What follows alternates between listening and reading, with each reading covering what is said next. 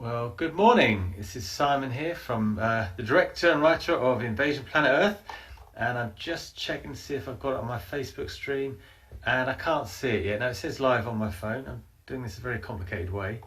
Okay, guys. Well, good morning. As I'm standing here talking to myself, I will just see if I can find the post, which I can't, which is a bit weird. So we'll just try another thing here. Okay, bear with me a sec. So yeah, hello and welcome. No, it's there I am. Very well. Okay, guys. Well, hello. Sorry about the lame start there.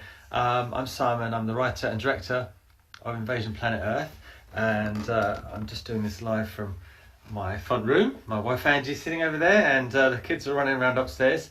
So I just thought it'd be a great opportunity.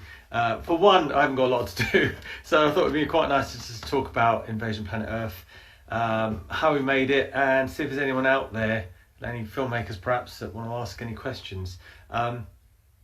Just so you know a little bit about me, I've made 2 feature films now. I made a film called Written in Blood back in 1996, when some of you guys were probably still in nappies, and I've done loads. I do corporate videos. I started in children's TV. I cut things like The Wombles and Astro Farm as an editor back in the days on film, when you used to shoot on film, and back in the glory years. And I'm very, very experienced at doing all this stuff. So I've been an editor for years. But my first film, Written in Blood, made in 1996. It was an absolute nightmare, but it was made for a distribution company. They and once I'd made the film, I literally handed it over, and they took it and they sold it all over the world. So it was a lot easier. Well, it wasn't easier, but it was different in those days to how we do it now. What's really weird here, sorry, I can see myself about 5 minutes earlier kind of looking a bit kind of confused, which is a bit weird. But what I would say to you is, if you've got any questions about Invasion Planet Earth, please do just type it in on the post, and I will I'll mention you. I see Brendan Deary. Hello, Brendan.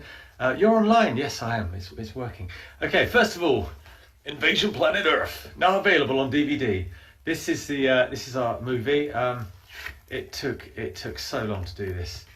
I can't believe my life went in this. But I came up with the idea. Actually, to be honest, I came up with the idea in 1999. It wasn't called Invasion Planet Earth. It wasn't called Kaleidoscope Man then, as it was.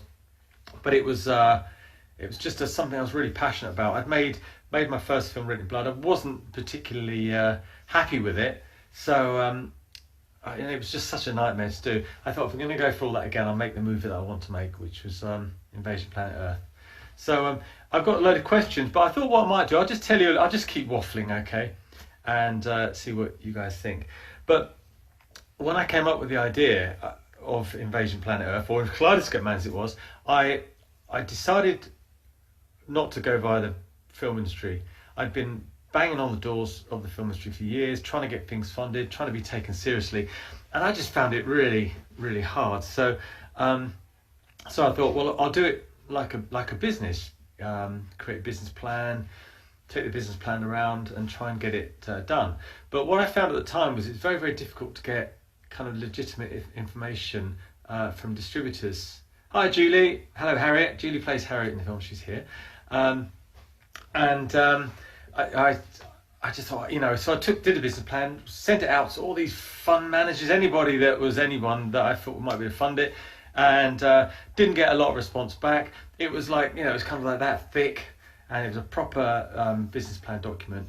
And I got fed up with promises and carrots and lots of things offered, but what you want is the cash when you want to run the business. So I then went to a local funding organisation who actually did help, but there were some restrictions on the money that they could give. They couldn't just kind of give you free money, basically. So I funded my business, but it was just kind of the same sort of time as the last recession kicked off, and it didn't really work out. I did my best, but I shot the pilot. And now, if any of you have ever seen the Kaleidoscope Man pilot, it was with Steve Moyer, and he was in a pod and he goes spinning around and crashes through some rocks, and it took ages to do, but it was a really good I was really pleased with it because it was a good sort of calling card of what I was trying to do. Right, who we got here? John Neil Parks in the house. Hi, John. Hello, Johnny. Johnny Kinch. Kinch, yeah, that's right. Sorry, I don't want to say your name wrong. And Jacob, he's here somewhere as well. I can see your name. Julie said hi, Jacob. Anyway, so after trying just bang this, the years were going by the way. I had a business here. I was doing corporate videos. I was doing anything, wedding videos, anything to pay the bills. And but I wanted to make that movie. I wanted to make a second movie, and I was so passionate about it, and it was proper sci-fi. I knew it was ridiculously ambitious, and I had people trying to help me, but it didn't sort of happen. So after lots of failure and things not happening, Facebook came along, and everyone started using it, and I got involved in Twitter, and Indiegogo and Kickstarter were coming about, and I saw other filmmakers raising money, and I just thought I should be able to do this. I've got the pilot. I'd also employed a guy called Matt Alsop, who was a concept artist that I found straight out of college, and he did these lovely kind of concept art, brilliant work. And so I started crowdfunding and tried to do it in one big dollop, which was about 60 grand. Tried to raise about 60 grand. I thought, that's a reasonable amount, that would get us started, and it failed. But I did manage, it was Kickstarter, that was the first one. I did manage to raise about £5,000 of that. But with Kickstarter, if you don't hit your target, you don't get the money. So then I thought, well, what if I do it in phases? And we looked at the story, and there's a scene where the guy and the girl come together at the beginning. She goes one way, he goes the other. And I thought, there's two. And basically the film follows the two stories. So there was two scenarios there. So I thought, well, let's do it. Let's shoot it in. We'll shoot it in blocks. So I said about phase one. Who remembers phase one? Back in, I think it was 2012. It was ages ago. And lots of people came in, and I set it for 5,000, and we ended up hitting 7,000. And that was just such a great moment for me. I really felt people were just on our side. So we thought, and I realised crowdfunding was really quite a cool way of doing it, because what happened, I found, with the film industry was there was just negativity. Everyone's telling you why you shouldn't do something. It's just really depressing. But when I was crowdfunding, all I got back was positivity, and everyone was really excited about it. This is great. This is fantastic. So I thought, well, let's shoot the crowd scene first. And I don't know if anyone's watching this that was in Birmingham back in 2012, when I'd spoken to a company called Film Birmingham who organised filming in the city. We closed up a couple of streets. I used the money to hire lights, and these are big old 10k lights that were on cranes. So we had cranes, lights. We had a bunch of cameramen around, and we put out on Twitter. Mark Robbins and myself put out on Twitter, we need extras, and we just kept pushing it out. And we arrived there on the night. I mean, this is all on the making of on the DVD, but we arrived on the night, and I didn't really know how many people were going to turn up. At one point, 900 people turned up, and so we got these fantastic scenes.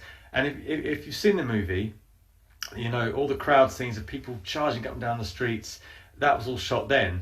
And I knew roughly that the spaceships were going to fly down the streets and was going to blast them, and so they had to run along and look behind them.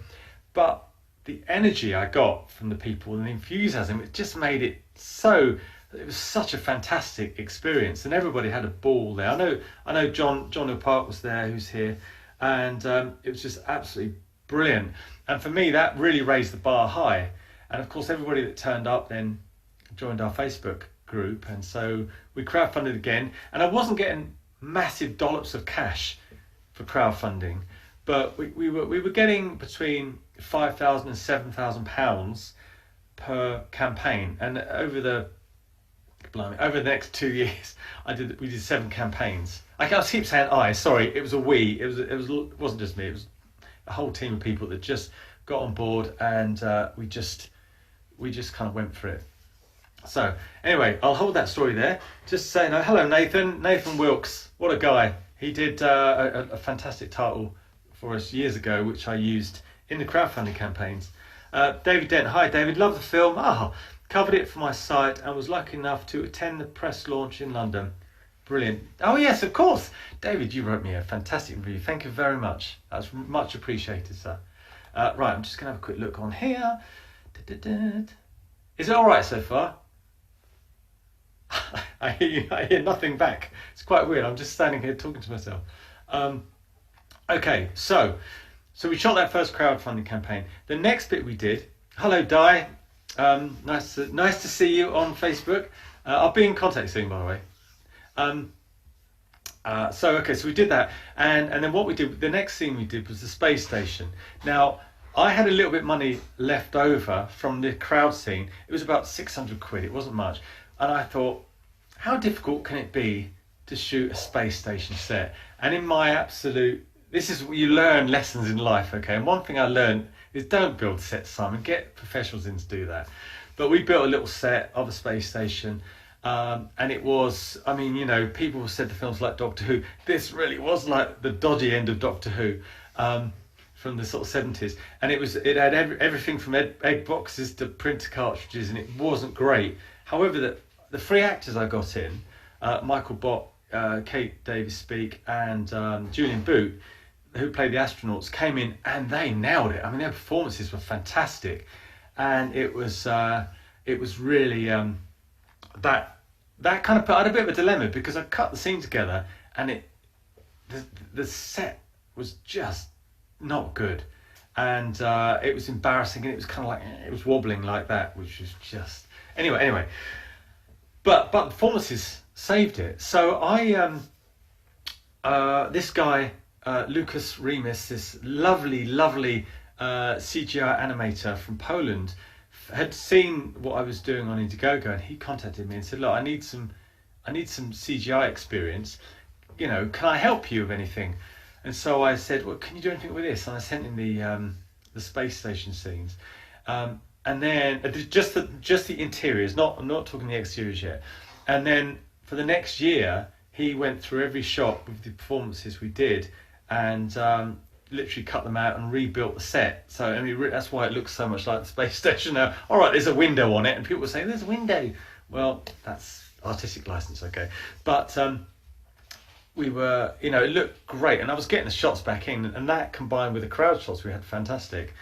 And so from then, the months went by. We crowdfunded the third time, and I shot the children's scenes, and an agency, Alan Sharman agency in Birmingham, God bless him, introduced me to the boys that came in and played young Tom and young Freddie, and they did really well. But I was trying to like show people what I was doing, but it was so random. There were no special effects at that point.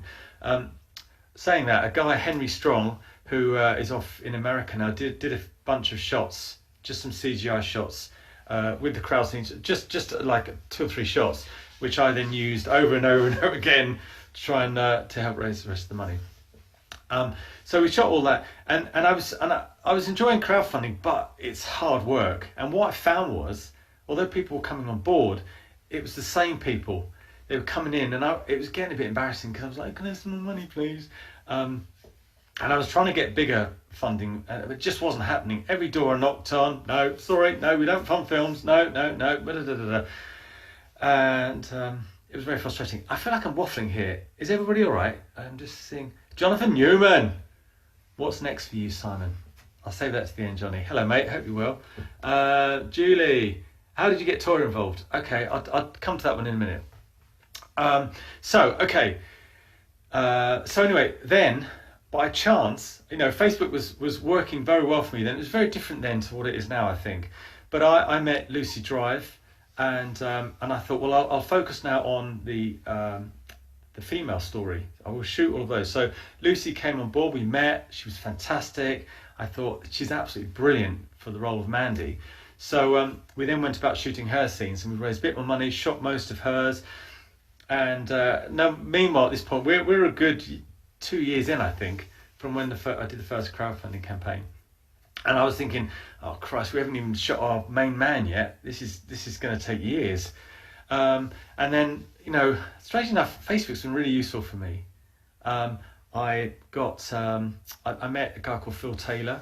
I'm sure Phil won't mind me mentioning his name if he's here. And he helped me set up what's called the SEIS tax break thing, and he then started to put it out to sort of serious investors, and I found some bigger investors as well, and then they started to come in, but it wasn't all in one hit. It took about 3 or 4 years for it all to happen. So I was getting $1 per cash here, we'd shoot a bit more, $1 per cash there, and then once we shot all of Lucy's scenes, I then concentrated on our main man, and spent ages looking around for our main 4. That's our Tom, Harriet, Floyd, and Samantha characters. And I'd already met the lovely Julie Holt, who's here today listening. And straight up, I met her on a corporate job, and she was just blew me away. I thought she was so good, and I thought, this girl is wasted. Not when I say that, Julie, I don't mean you were wasted on the day, but when your talent was wasted, I needed to find you a good. I really wanted to give you work. Okay, I suddenly felt like I'm digging myself a hole here. Hang on a sec. And I'd already cast Julie. I found Sophie Anderson to play Samantha. I met Danny Stills to play Floyd, and it was just our lead man. And by chance, I met Simon Haycock. We went and met in London. It was great, and we had them all together. But I didn't quite have the money at that point.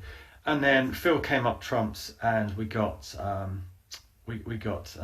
nice juicy fat dollop of money, and we shot. I wouldn't say we shot all of it. We shot most of the live action scenes, the stuff in the care centre, all the dream sequences.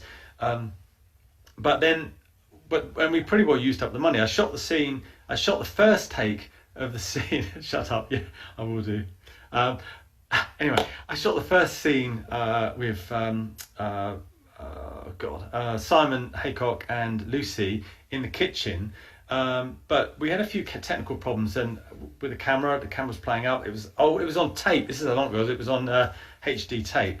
But I had this scene. I wasn't mad on it, but I'd run out of money, and I needed to do the what we call Samantha's dream sequence, which was the zombie scene in the film, basically. And I'd found this lovely location in Birmingham at the Birmingham University, and so we set about doing that. And I needed to get money, and I was seeing if Phil could get more investors, and it's just timing really. It wasn't happening, so I ran another crowdfunding campaign, and we raised I think we raised 3,500 that time, but we shot all our zombie scenes in one long day. Loads of people came and were zombies. We had 80 zombies, and it was the best day of my life. It really was. It was absolutely fantastic. It was a long day, but we shot this fantastic scene. And then I got to Christmas. I can't remember what year it was. Years ago. Anyway, 2015 I think, or 2016, and we still had our alien planet scene to shoot. And I was really desperate. How do we get our cast and crew to Lanzarote, which is where I want to shoot this alien volcanic alien planet scene? And so I asked some of the Kickstarter people, look, can they help? And it was just before Christmas, and within a week, the 20 grand we needed came in. And so we all, at the end of January, Simon, our lead man, was off to LA, because it was it's taking so long. He was starting his life in LA. So we had the money, we went to Lanzarote, shot for a couple of days, shot all our alien planet scenes, came back. And then after that, there were a few more bits, but I got right to the end of the, the film was pretty well coming together. And I thought, we need tanks. We need the military in our big invasion scene. And somebody yesterday, hang on, asked me a question about this. Hang on.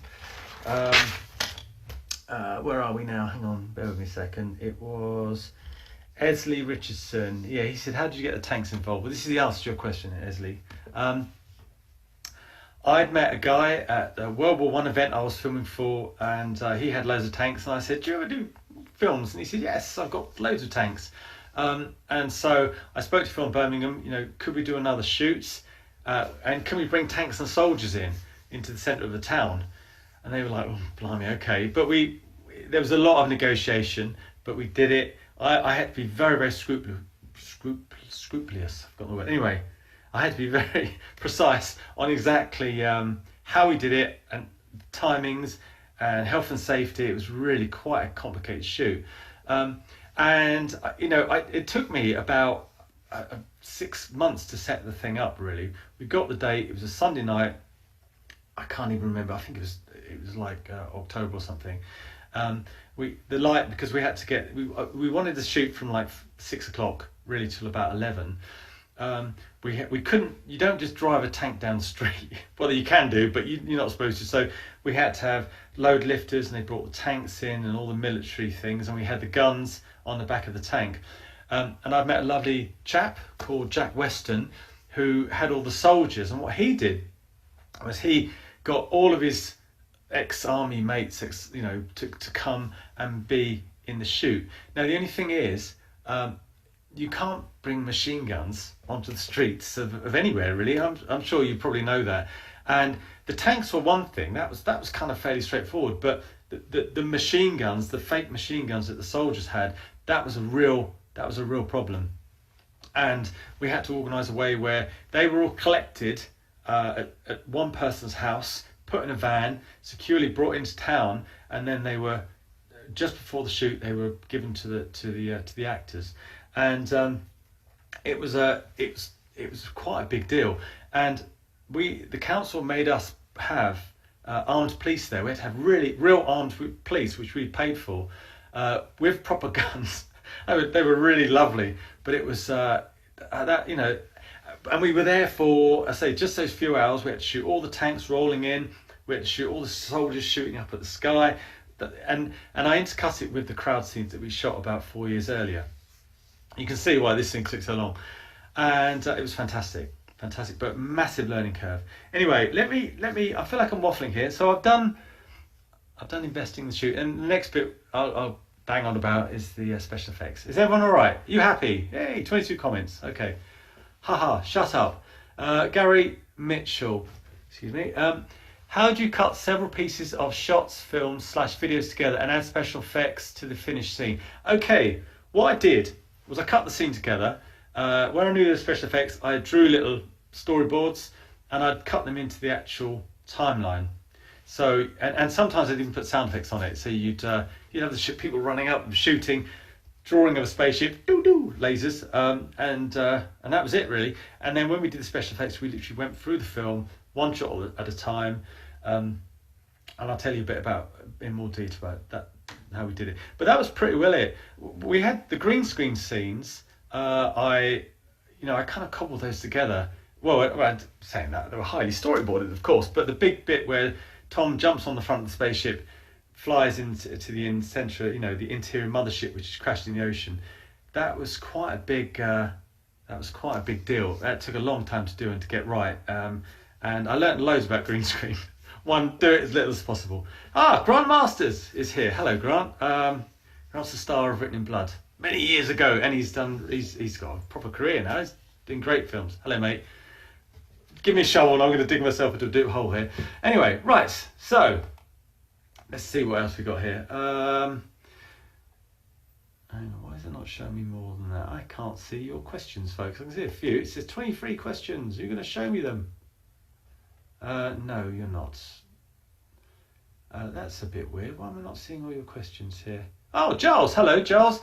This is great, mate. Do you ever feel you might never finish? Did I ever feel I might never finish it, even through the dark times? It was an amazing achievement. Giles, seriously, I always knew I was going to finish it. I remember listening to one of your interviews.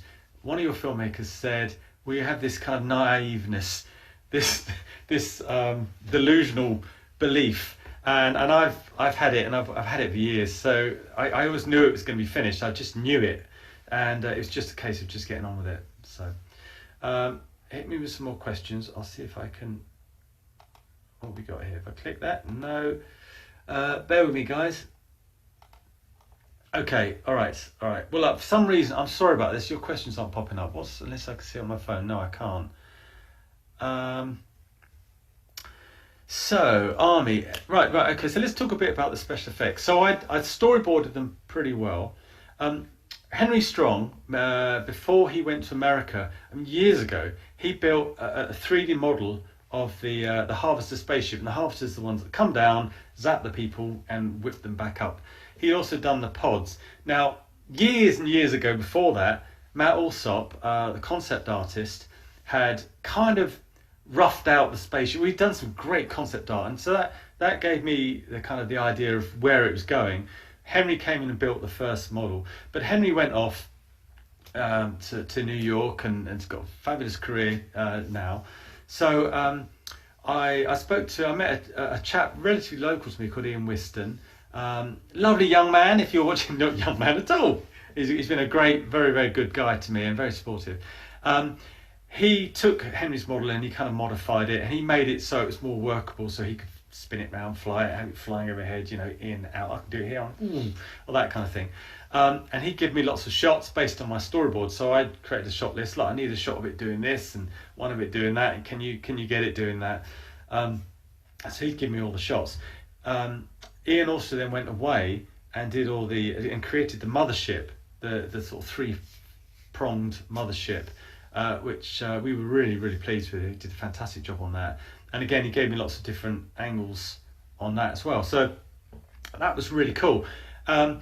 Lucas was doing some of the effects in Poland, but Lucas was working, thanks to the showreel work that he'd done on the space station. He was working for really big companies, and he was working on the latest Star Trek series and things. So he was doing really well, but he was always on hand for me. Brilliant guy, always on hand, always happy to fix things and give me advice.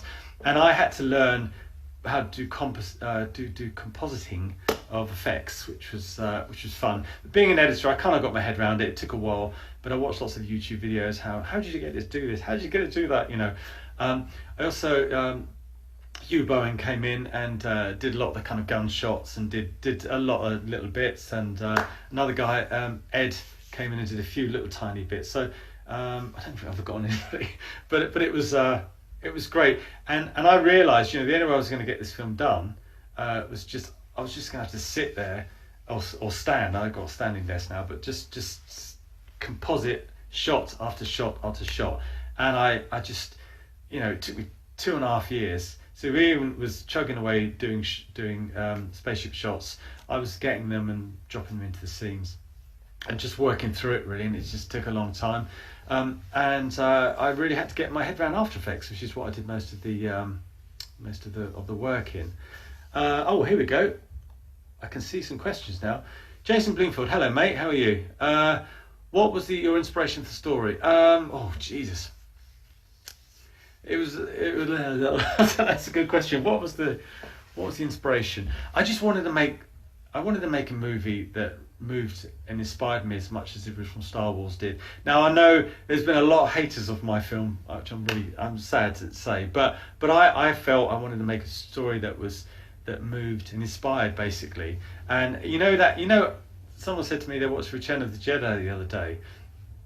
John Tompkins actually said that, and he said you just feel great at the end of it, and I wanted to try and create something that was absolutely magic, and that was the inspiration really, Jason. So that was it, and it just kind of came from lots of different places, lots of ideas, and it just came together. I don't really remember, to be honest. It's so long ago. It was back in the noughties. Right, anyway, next question. Where are we? Colin, hello. Colin Batten, my old mate Colin from St John's Hamlets many years ago. I'm still working, so I might have to go. Oh, right, okay. All right, okay, that wasn't really a question. Right, I've got a couple of questions here. Raders Vet, hello. Hi, tell us a bit about your distribution plans. I'll do distribution in a sec. Toya's Record, hello Di. Well, we did Toya, the lovely Toya Wilcox who appears in the film. I met her at a talk actually with the director Debbie Isaac, who did those lovely nativity films. She was there and I schmoozed over, and said I was making this movie. Do you want to be in it? And she said, yeah, I love sci-fi, I'd love to be in it. And that was kind of it. It was a bit more work than that, but that was kind of how I got Toya involved.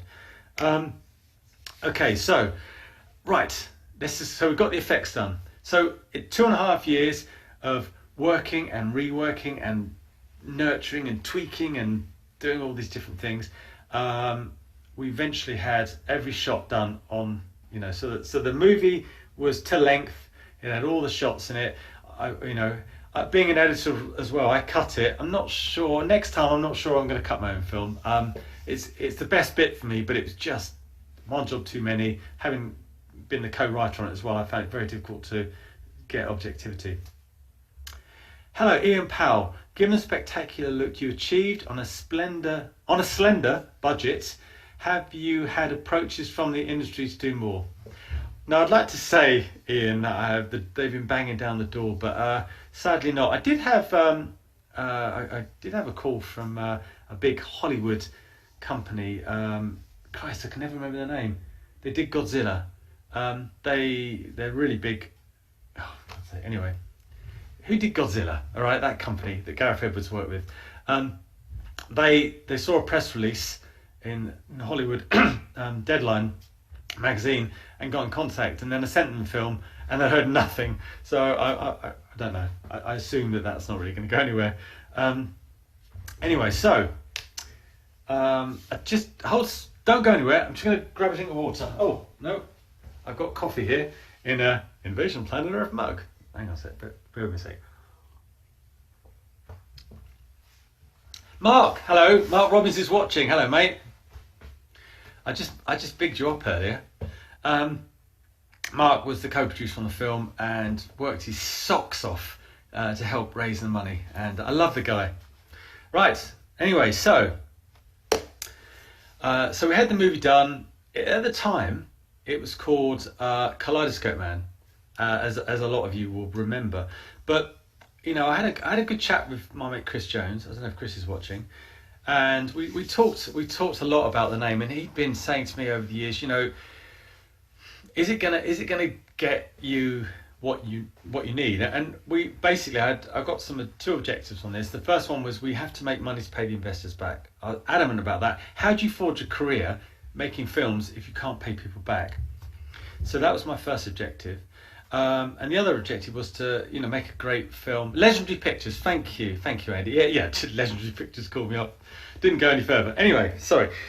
So I decided that was when I thought, well, I like the name Invasion Planet Earth, and I thought that's kind of cool. It's very retro. The film's very retro. It's a kind of 70s inspired sci-fi movie. So we went with Invasion Planet Earth, and I know a lot of people weren't happy with that, but I just thought, you know what, I need this film to work. If this film isn't successful, how am I going to keep making films? So that was the reason we did it. Anyway, so we had a few screenings. They were absolutely brilliant, learnt loads, and it was so nice to see it up on the big screen. But I didn't have a distributor there. No idea how I was going to distribute it. And then, you know what, I'd like to say because lots of people ask me, how do you get distribution? You know, I'll be really honest with you here. I went through Google. I've got the K's directory. I've got one here. Hang on. K's directory, kids. They're all in there. Everything you need to know about distribution and where to go is in there. And I just got on the phone and I spoke to people, and a lot of people, distributors, just weren't interested. A lot of them never return your calls.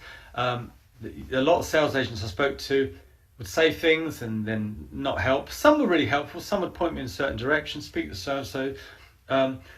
But I don't want to diss anybody. I'm not dissing anybody, but I did get an air of negativity and like, oh, why bother? Why have you bothered? You know, there was a lot of that kind of attitude. But I just believe in this film, and I really wanted it to work. So, but just by chance, I picked up the phone. I was going through a list, and I rang Monroe Films, and I got the main guy there, and we chatted, and we started talking about 70s sci-fi. You know, it's kind of like the stuff that I like. And he watched the film. He liked it. He got it. He knew it wasn't a Hollywood blockbuster, but he knew that it was the right. You know, if we target it in the right way, it'll help. And they then introduced me to Lightbulb Distribution, who did the digital and the DVD release. So that's it really. And these guys are all in the book. You've just got to get on the phone and you've just got to find out. Hello, Sucky Singh. Hello, mate. How are you? Did you ever feel like giving up as the film took time to shoot and produce? No, not at all. As far as I was concerned, I was born to do this, and I had to do it. and I'm still going to do it as well. It's just when it's in your blood, you don't give up. What else am I going to do? So that was what I wanted to do there. Anyway, breathe, Simon. Right.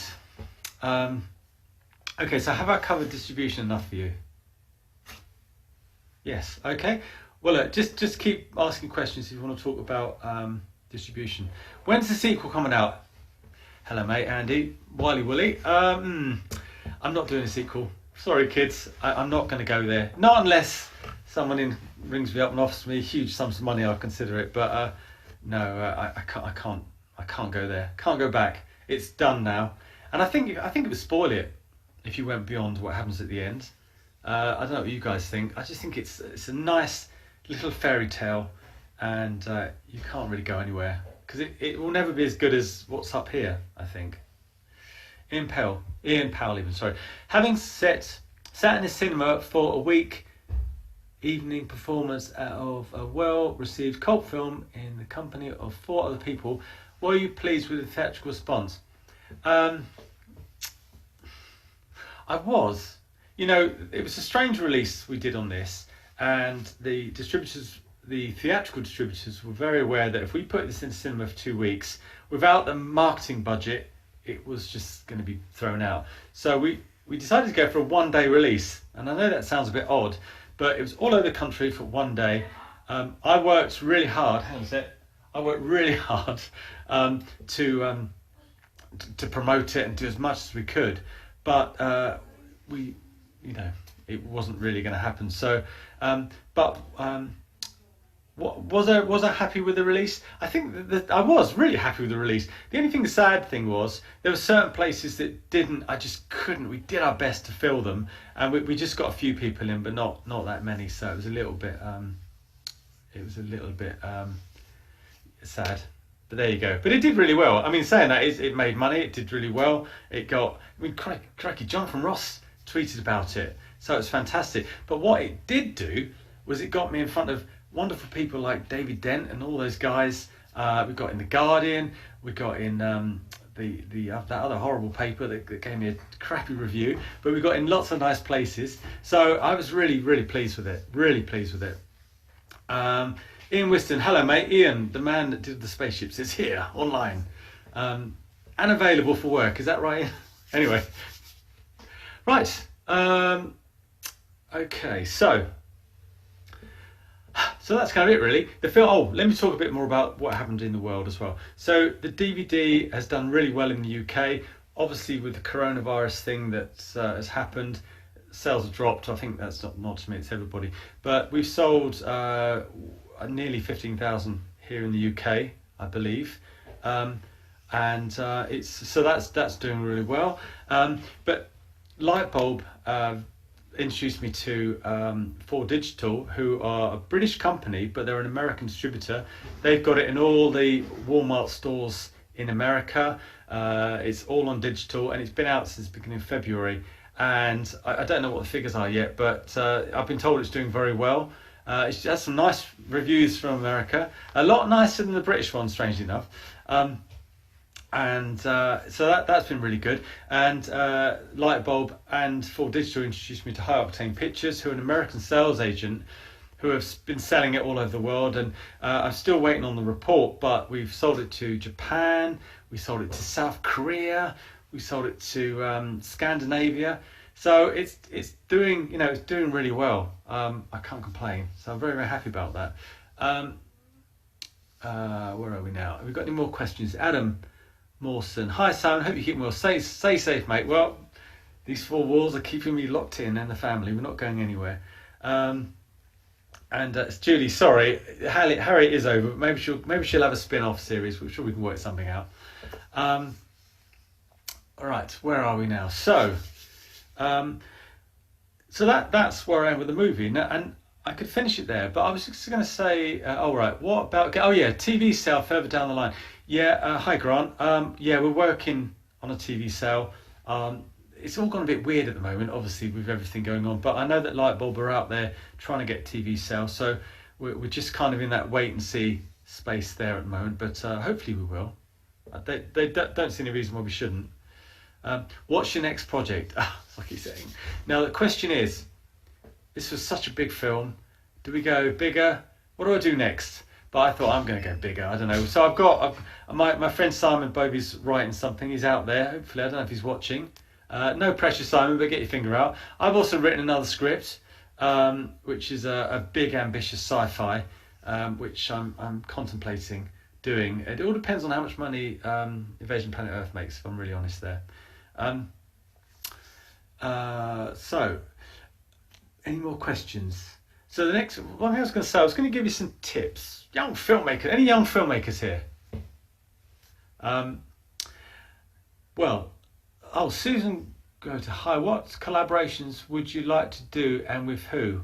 What collaborations? Anything really. Hit me with an idea, Susan, and I'll talk. Happy to talk to anybody. So yeah, I can't really think of any collaborations off the top of my head. Filmmaking is just a massive collaboration and a massive compromise as well. You know, as we all know. I always think about James Cameron when he made Titanic. You know, he spent $200 million on it, spent years making this thing, and he still wasn't happy. And it's like, well, if James Cameron feels like that, then, you know. But just on that note, I'm very, very happy with this film, and whatever anyone says about it, very happy about it. David Dent, that's interesting because a lot of indie sci-fi these days is small scale. Yeah, David, I kind of bored with small scale. I think we should go big. I think we need ambition. You know, yes, sensibly, you take a story, you set it in one room, and they all kind of, you know, they all have to fight their way in or out of it or something.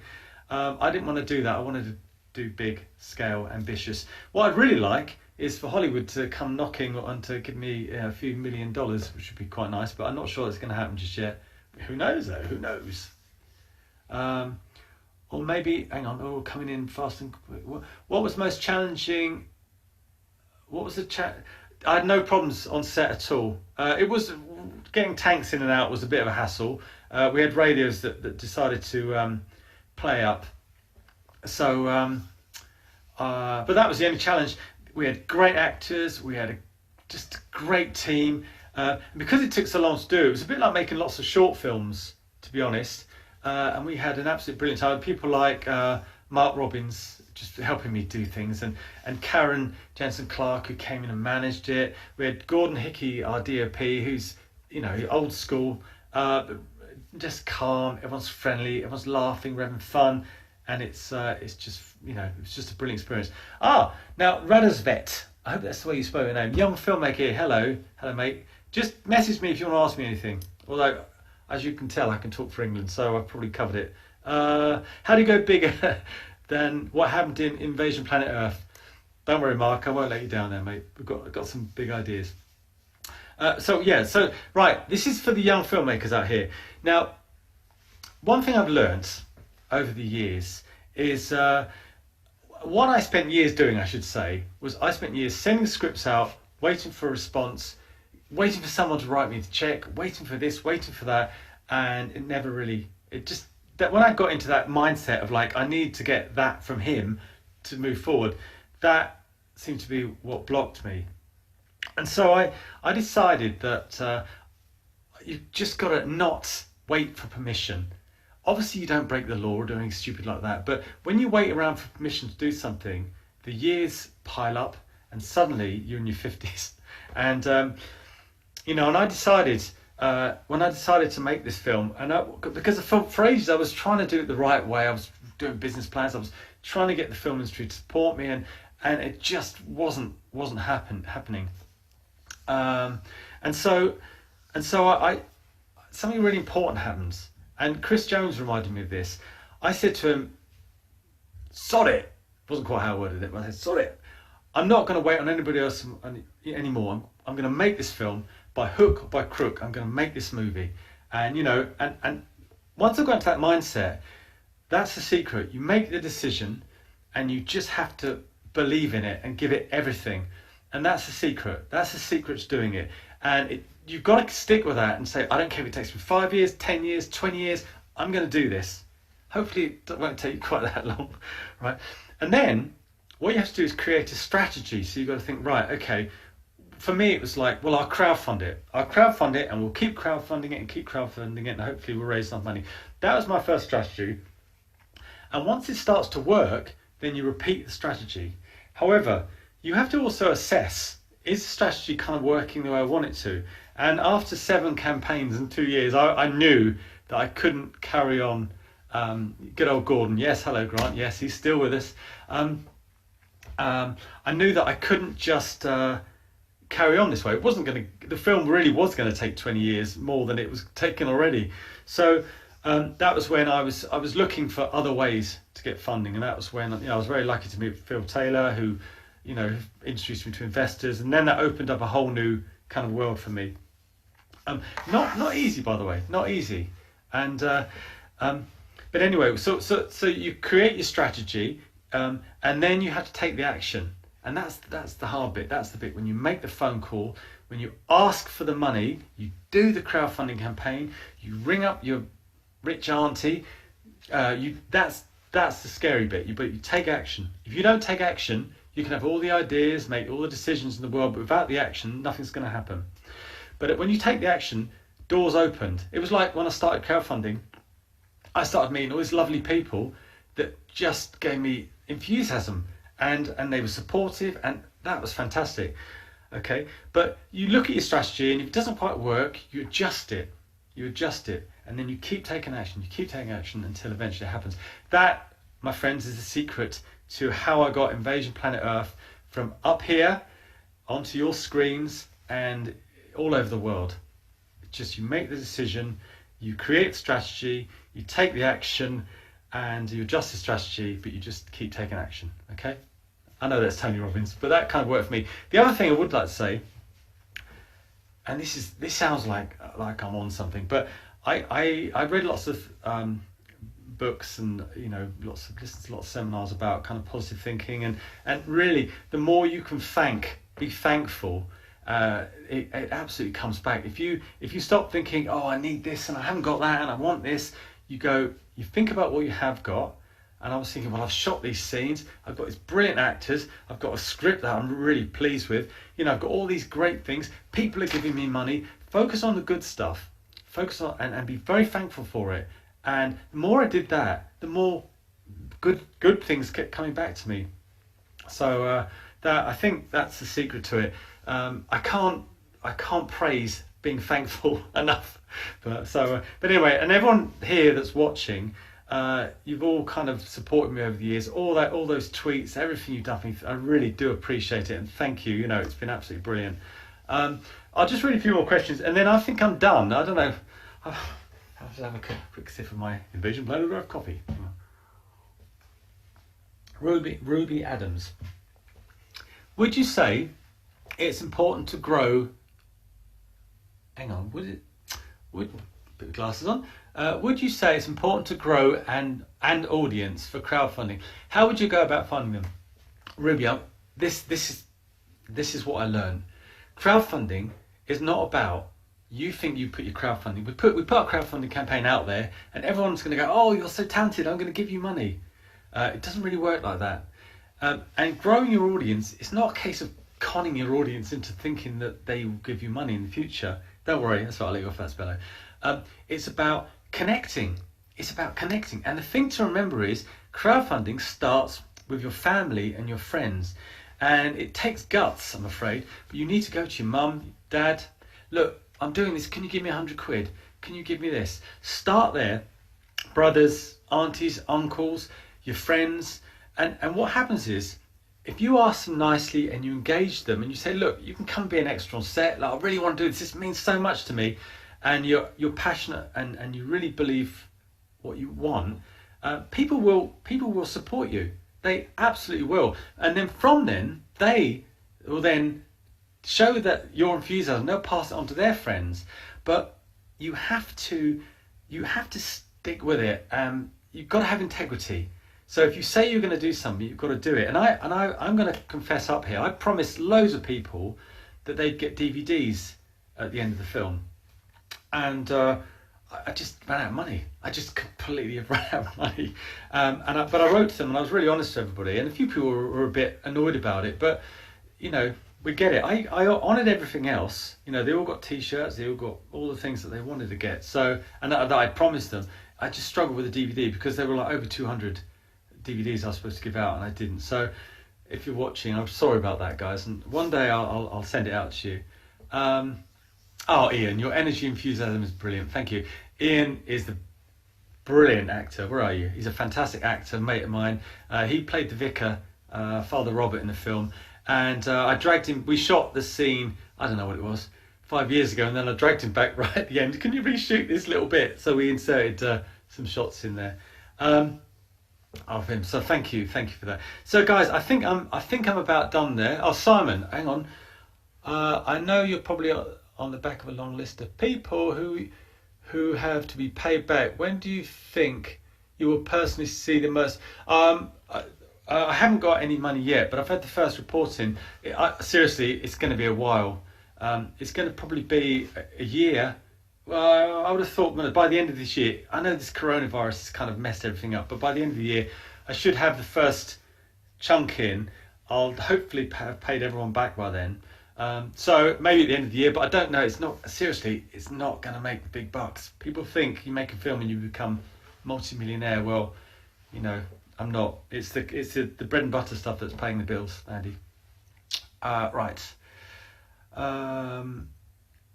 I would love to connect with you all here, guys. My Twitter handle is okay. Radisvet, we'll all connect with you, right? I'll just put a little like on there. There you go. So yeah, we'll connect with you after this. All right. So that's it, guys. Has anyone got any more questions?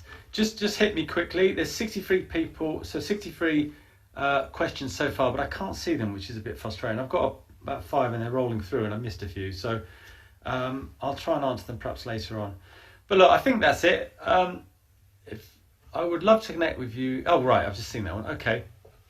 Yeah. So guys, I hope I haven't waffled on too much. Thank you so much for listening to me, getting it all out. Can I just actually, I've got one thing I want to say, and I don't want to be negative here, but it's like the elephant in the room for me has been the negativity. There's been a few negative posts on IMDb, a few on Amazon. Obviously, you're not going to please everybody, but I was a little bit hurt when the film first came out. I was a little bit hurt. It came out and came out digitally, and within 12 hours I saw a pirated version. They were everywhere. There was one with Arabic subtitles on, and it was like hours after the digital release. And then I noticed on YouTube, all the trailers went crazy with 150,000 people reviewing the trailer. And then I was getting all these negative comments on IMDb, really nasty comments. And it really hurt. But I realised that half these guys had nicked the film. They hadn't even paid for it anyway. So that was a bit harsh. But yeah, so unfortunately, I think that's the world we're in.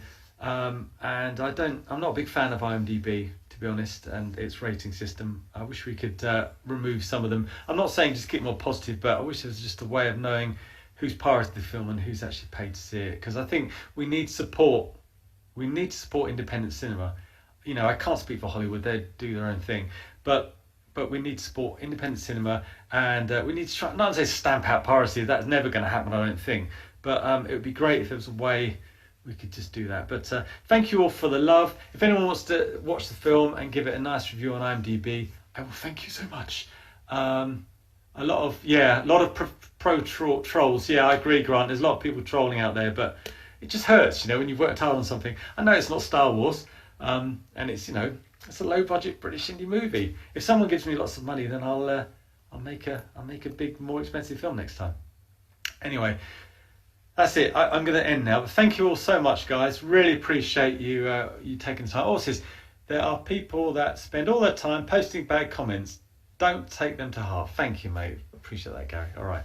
Okay, guys. Well, have a lovely day. We're all on lockdown. Why don't you guys do some live things, because it gives us all something to watch.